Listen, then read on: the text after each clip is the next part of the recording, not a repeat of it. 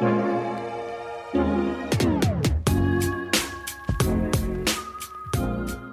hey, welcome to the Thrive Collective podcast. Entrepreneurs, business owners, and leaders, this is your show designed to help you make more money, avoid costly mistakes, and fully integrate your faith into your life and leadership. I am Rob Hughes, your host, and it's a joy to be with you. Today, we've got a special topic. We're going to be talking about the 3 paradigms that you've got to shift, 3 beliefs that you've got to shift, these paradigms, in order to win in the digital marketing space. And I'll tell you what, entrepreneurs, business owners, leaders, today it's never been more important to master digital marketing. And here's why. The United States, the world, quite frankly, has gone through over the last several months, and depending on when you're listening to this, could be longer than that, this global pandemic.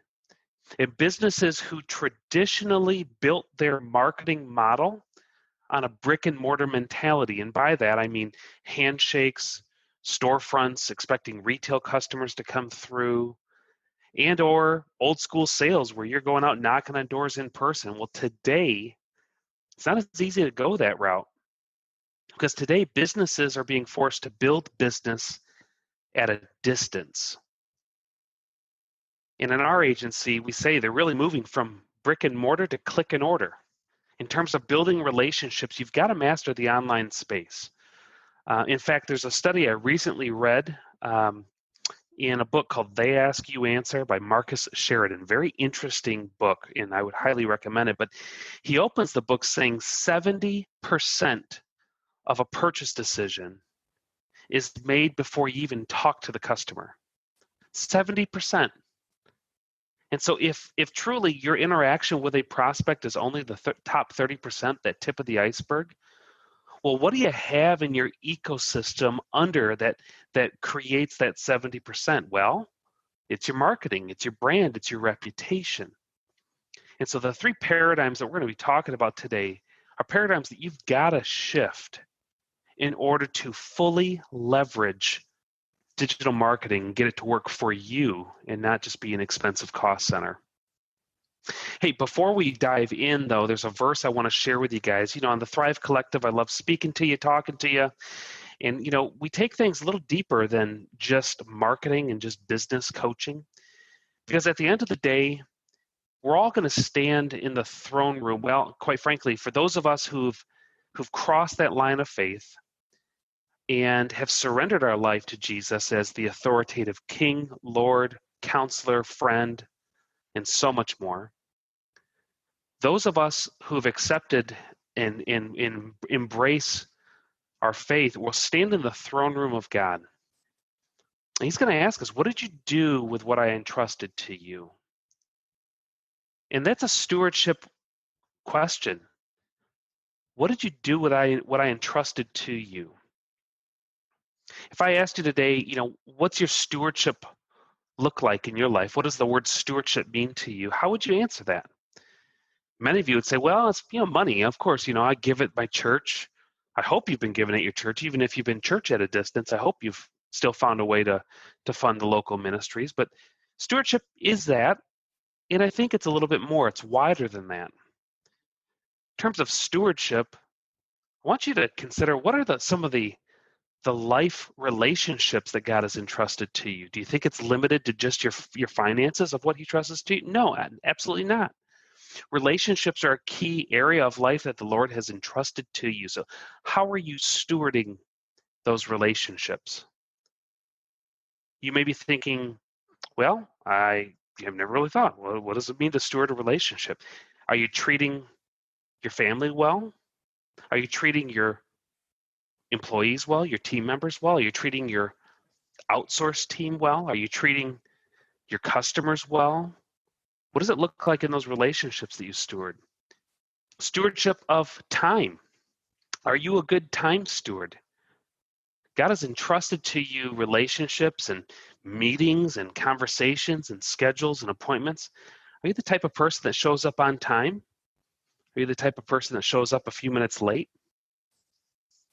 Well, when you show up late, just remember, I mean, there's more than just you that's impacted by that. I'm not trying to say that I know different personalities probably lean one way or the other, but I'll tell you, I think stewardship is a mindset that carries over even into how we manage our time. Stewardship of physical life. What does it look like to get sleep, exercise, activity? What does it look like? When's the last time you laughed, you belly laughed? The self-care, stewardship. God has given you a body. How are you caring for it? Stewardship of rest as well. When we rest, we acknowledge God is sovereign. So I want to have that conversation with you, business owners and leaders. Is, the Thrive Collective, we go a little bit deeper. We talk about matters of faith.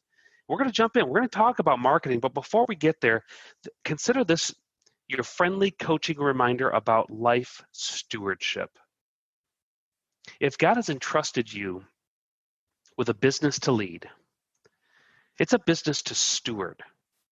The relationships, the vendor relationships that you have inside of that, how you interact with others. We're going to be accountable someday. God's going to ask you, what did you do with that customer relationship? What did you do with that vendor? What did you do with that person that I had employed through your company? What did you do with the, all the different relationships that are around there? What did you do with the organization's resources? Because if we try to kid ourselves that we own it, there's a tendency that we could kind of come off the rails with that a little bit. And at the end of the day, I've never seen a U-Haul following a hearse. In a funeral, I've never seen a moving truck following the hearse. From box to box, my pastor says, we start our life in a crib, in a bassinet. We end our life in another box. And the stuff in between is just stuff. So we're here for a temporary amount of time to steward that stuff and the relationships. This is your stewardship reminder. So as we move into our conversation now on the concept of marketing, digital marketing, we have an opportunity to now steward the way that we represent our businesses out in the open marketplace as well. It's beyond just a website or a brochure. This is truly stewarding the digital marketing arena where we're basically building relationships. In fact, you've heard me speak on this before. People do business with brands that they trust, with businesses that they trust. And so your job in the digital marketing space is to cultivate that trust and really build that relationship with a prospect before you even have a chance to meet them. Remember, 70% of the buying decision takes place before that prospect even virtually shakes your hand. It's a powerful, powerful data point that Marcus Sheridan mentions in his book. So the first paradigm that I want to dispel, I want to help you rewrite and shift, has to do with the topic of fear. Fear. Here's the paradigm. This is going to be a light bulb moment.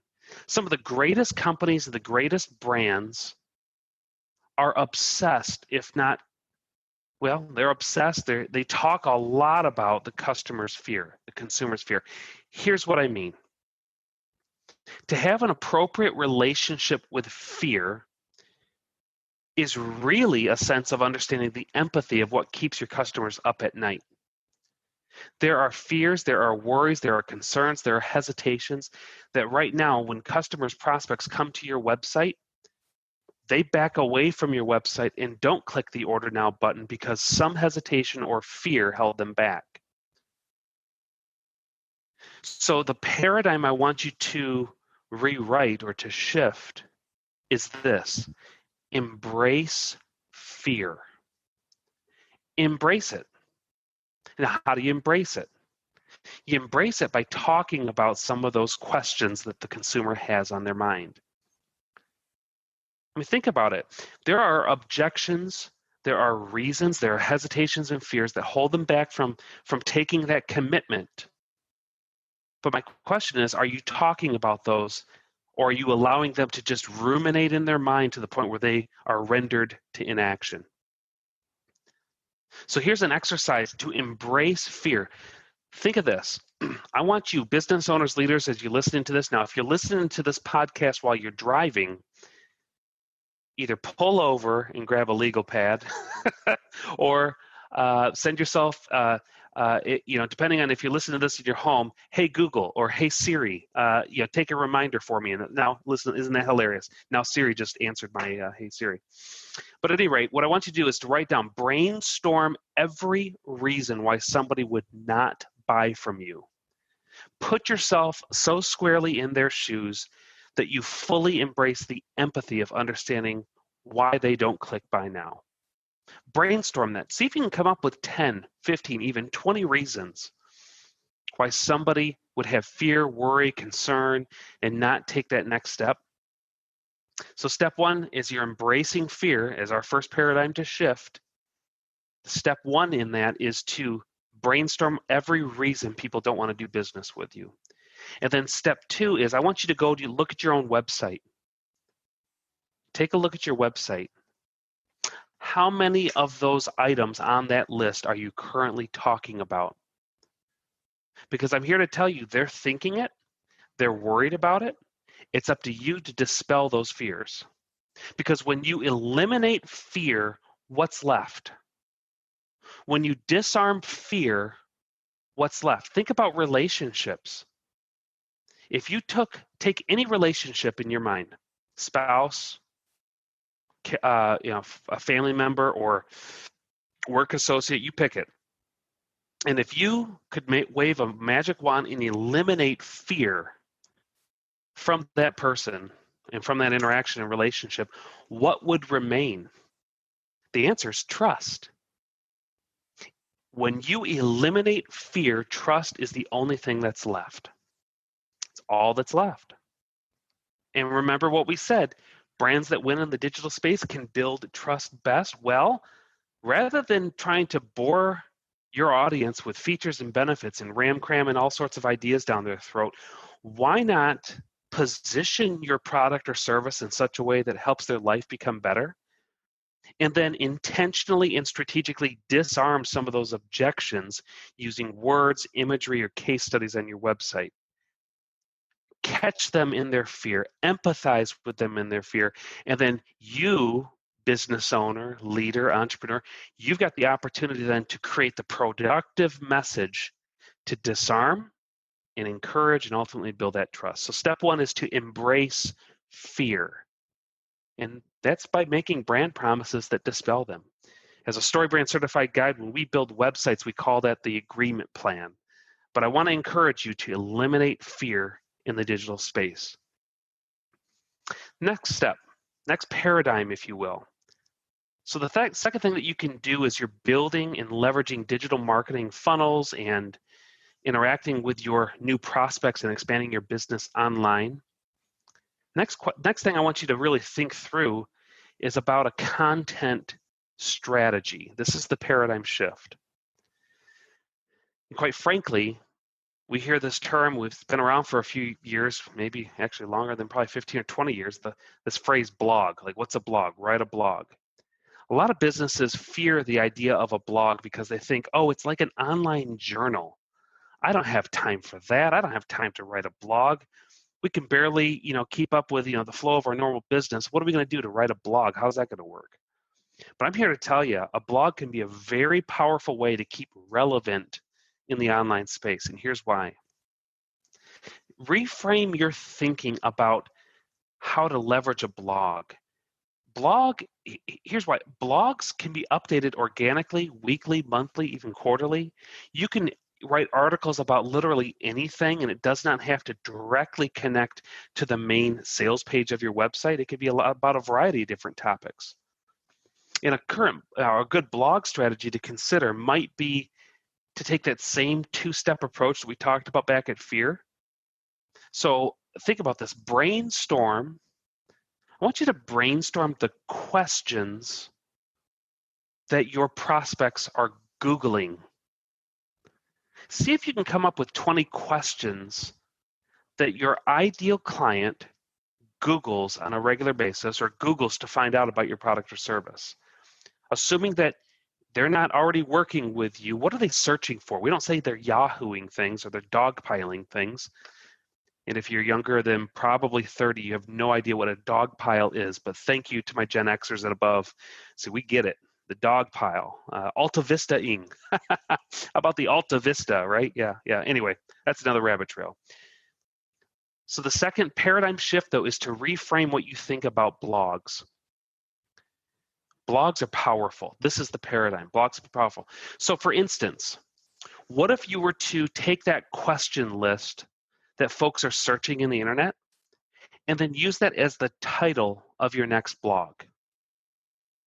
Well, what do you think would happen to search engine optimization and SEO and Google? And what do you think the search engines would do the next time an ideal prospect in your region Googles that question? Do you think that would help your search relevance? I think everybody's saying yes. Absolutely yes is the answer to that. So write blogs with the subject about those questions. It's not rocket science, but I'm telling you, the majority of companies vastly are missing this. And if you can shift the paradigm of embracing blogs, I really think you can win in the digital space. So here's some ideas for you. Think about some comparison blogs that you can write. When you go search for anything, I know we're on the cusp of becoming a minivan family. We're just on the edge of it. I don't know. I mean, if Heather's listening to this, she's probably shaking her head saying, no way, SUV for life, hashtag SUV mom. But the reality is, minivan doors don't flap open. They slide open so kids can't ding doors and parking lots. There's a lot of benefit to a minivan. Let's be honest. And if you agree with me, let's see in the comments or the likes on that, because I think minivans, I need a shout out to my minivan peeps. But at any rate, so let's say we're going through the buying decision for a minivan. We're probably not just going to walk up to a dealership and just purchase a van, are we? As a savvy digital consumer, you want to search Toyota Sienna versus Honda Odyssey. You're kind of comparing the two different. Well, what is the equivalent of that in your realm and what you're looking for in your business? What is the equivalent that your consumers are searching in comparisons? So a compare A to B is a type of blog. Another one, how much does fill in the blank cost? How much does it really cost? That opens a story loop because, in fact, there's a cruise vlog I'm aware of. I was really, took a look at one of these titles. They actually made a vlog on YouTube says, how much does a cruise really cost? Like secret costing. Like, oh, well, if you're thinking about going on a cruise, aren't you going to be looking for that kind of information? And I think there was over 100,000 views on this video. It wasn't too old. So there's probably bigger videos that are out there. It was a pretty good sized video in terms of view count. So whatever it is, how much does it really cost? Fill in the blank with your product or service and write a blog about that. If you're a local service, a local business that serves a local market, maybe you write a blog, what is the best fill in the blank in fill in the blank city? You're like, really? And do a comparison. Now check this out. Here's another kind of strategy. Let's say you list, if you're a restaurant, and you list the top 10 restaurants in Nova Scotia. I don't know, top 10 restaurants in whatever your city is, wherever you're tuning in from. Now think about this. If you list those restaurants in there, I know you're acknowledging the competition in that. However, when people search for the competition, what the search engines are going to say is that, hey, that phrase is also in your website. So in some ways, your blog can make you the Burger King that's sitting right next to a McDonald's. Think about that. You probably see Wendy's, Burger King, Subway, Taco Bell next to a McDonald's, don't you? In most places, because you can springboard slingshot off of some of the other marketing that McDonald's is doing. And the same is true in your blog. If you talk about your competition, you can actually edge your way in to become part of the relevant search result. Maybe not the top one. I'm not trying to tell you that. You're not trying to take over. But if you're nearby, wouldn't that be an interesting thing when people are searching for the competition to become aware of you? Blogs can help you with that. And then, on the topic of competition, that's an interesting one. Your sales team knows what the competitors say to win business over your company. So for instance, What's the competitor saying about you behind your back? You probably have a sense about that, don't you? Well, what if you proactively wrote blogs to disarm those objections as well? So think differently about how you would use the blog. That's paradigm shift number 2. And because a blog platform is expected to be fresh and relevant, and it can be updated ongoing, it's not a one and done at all. You could absolutely leverage this into the future and use the blog powerfully with relevant content for years to come. So again, paradigm number 1, embrace fear. Paradigm number 2, think differently about the use of blogs. And paradigm number 3, listen. Think like a teacher. Think like a teacher. As I record this in the state of Michigan, and by God's grace, the public schools are slowly reopening. Kids are able to go back to school. And I tell you, one of the things that has been a blessing in the pandemic is I don't think we've had nearly the door-to-door salespeople, in the neighborhoods that we've had in years past. So think of this. Think of the 2 personas. You've got a teacher and a door-to-door salesperson. Naturally, which one of those 2 personas do you tend to trust more? Well, clearly, I think we're all saying the teacher, and it's very different. It's like an apple and orange. Which one tastes like an apple? Well, of course, teacher. But look at the psychology of this. People hate to be sold things. Don't you hate to be sold things? I hate to be sold things. To feel like, they got me. They, high pressure, they got me. They don't want to be sold things. So don't. Stop being pushy. Stop. You know what? Listen, there's a fair number of you that I interact with. I get LinkedIn requests all the time from what feels like a copy and pasted, very, very contrived invitation message. I know what they're going for. They're trying to sell my business something, sell me something, get some of my attention, people that are just out of absolute nowhere. And, it kind of feels like a digital door-to-door salesperson to just jump into my LinkedIn inbox, send me an invite, and try to solicit business from me. That feels a little salesman-y, slimy sales, door-to-door type.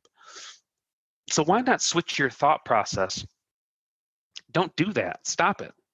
Think like a teacher is the paradigm I want you to shift. What knowledge can you give away for free? What training can you offer people at no cost to them?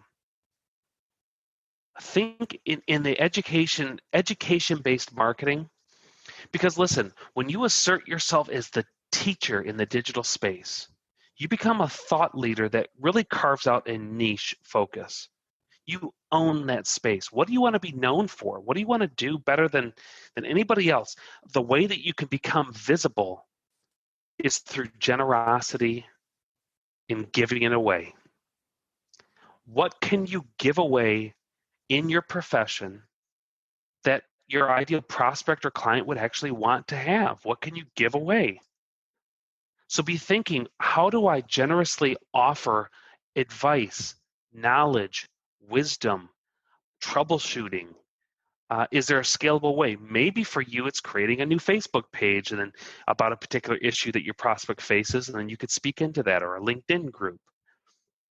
Perhaps it's webinars that you could offer and give away for free to people. But I'm telling you, the paradigm is to stop thinking like a salesperson and start thinking like a teacher, an educator.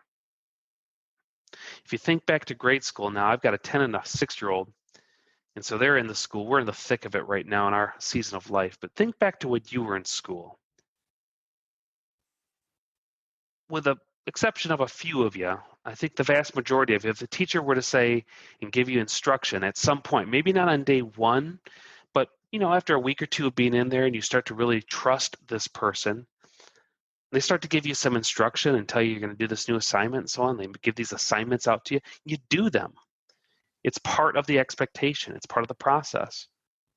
Students appreciate the clarity that a teacher brings because they lay out the instructional path. Same is true for you. If you think like a teacher to your prospect, your ideal client, Start giving information away in building and cultivating their trust to follow you. You get permission to lead them by teaching. So give away knowledge for free, share abundantly, and teach generously. This is a paradigm shift that can help you win. So digital marketing, I'm telling you, it is so easy to waste an enormous amount of money and time doing it wrong. But it doesn't have to be that way at all. Embrace fear by talking about the issues that hold people back. Think differently about blog and content strategy. How can you just become visible when people ask questions? You're there to answer it. And then think like a teacher. Educate, train, teach, inform. Doing these things, again, you're going to take fear and hesitation off the table, off the shelf. And all that will remain is trust. Because remember, these are relationships, even the prospects that don't even do business with you. Honoring them, giving generously to them, teaching, educating, and offering for free. Isn't this the mindset of a follower of Christ, a believer in the marketplace? It's not a scarcity mindset, it's an abundance mindset. And I want to encourage you, if you're listening this far into the podcast, it's probably because you're a leader, an eagle that God has called to make a difference in this world.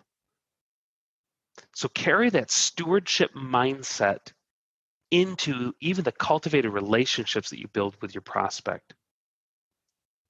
Hey, I'll tell you what, in terms of the physical website itself, we are thrilled in our organization to have recently built, launched, and released a couple of tools that are available. At HughesIntegrated.com, Hughes integrated.com, we've recently launched, I'm so excited about this, it's essentially a free website evaluator. It doesn't even require a first name and an email address. It's 100% for free. And you're able to click through frame by frame and self-assess your own website. Are you doing it right? Is your website healthy? Does it work? And so we've got a website evaluator tool that can help you identify the key areas that you really need to enhance or develop or further clarify on your website to help you win in the digital space. Again, it's free. Go to HughesIntegrated.com, scroll to the bottom, start your free website assessment, and they'll give you automatically, it'll give you the results all the way through. And then for those of you who want help, behind the scenes, I'm just going to tell you, we've got a 5-part video series that we're recording, again, completely free, that will walk you through step by step how to build a website that works. We spent time in the studio this week shooting the video, editing the video. I'm so excited to see this launch in the next week or two. This thing is going to go live, and I'm thrilled because, you know what, at the end of the day, we got to rebuild this economy together.